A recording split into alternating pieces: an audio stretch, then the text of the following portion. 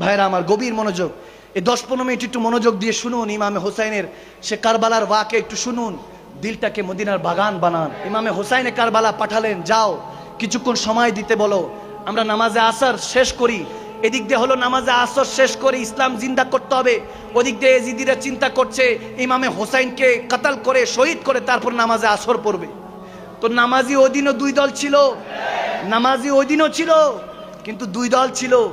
কেউ নামাজ পড়ছিলেন ইসলামকে বাঁচাবার জন্য, দ্বীনে মুহাম্মাদীকে বাঁচাবার জন্য, কেউ নামাজ পড়তে চেয়েছেন জাহান্নামী হওয়ার জন্য, ঠিক কিনা?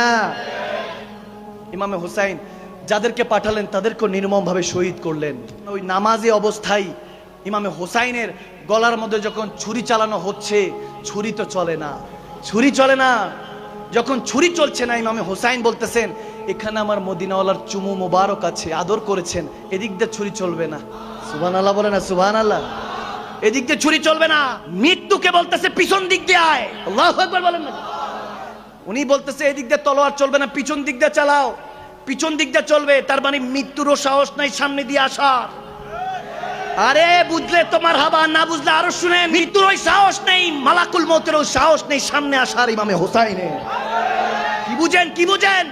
ওই দিন পিপাসিত হোসাইন ছিলেন না, পিপাসিত তো ফুরাত পানি ছিল, যে কেন জুবান মোবারকে লাগতে পারলাম না। ওই দিন যখন মৃত্যু পিছন দিক দিয়ে আসতেছে, ওই দিন বাচ্চাকে নিয়ে সামনে এসেছিলেন। আম্মা জান কেবলারা বলতেছেন যে বাচ্চাকে দেখান, হয়তোবা পানি দিবে, 3 দিন অনাহারি। আরে নওয়াসায়ে রাসূল না খেয়ে আছে, একটু ওই তাসাব্বুর হারিয়ে যান বান্দা, ওই খেয়াল হারিয়ে যান। এই সেই সময়গুলি চলছে যখন নির্মম ভাবে রসুলে পাকের আওলাদদেরকে শহীদ করা হচ্ছিল।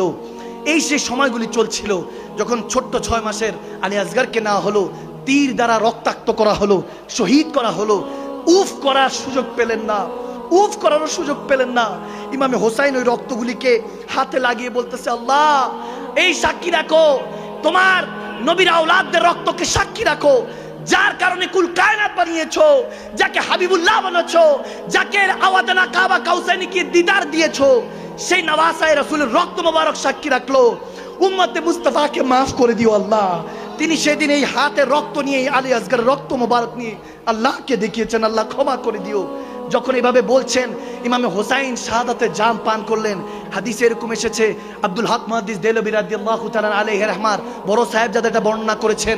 এরকম এসেছে, যখন দামেস্কের উদ্দেশ্যে আমার ইমামে হোসাইনের যখন সর মোবারক তীরের মধ্যে আগার মধ্যে নিয়ে যাচ্ছে, তখন একটা উটের সামনে, ঘোড়ার সামনে ইমাম হোসাইনের